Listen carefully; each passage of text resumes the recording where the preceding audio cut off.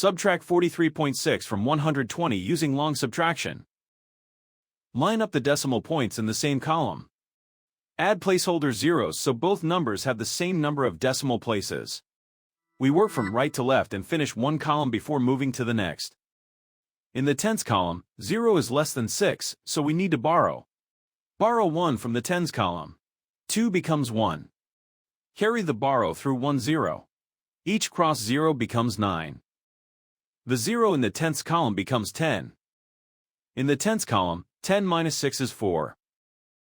In the ones column, 9 minus 3 is 6.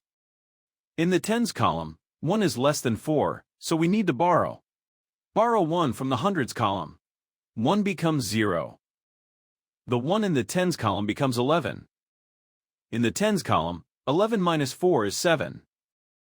Bring down 0 in the hundreds column. Bring the decimal point straight down into the answer.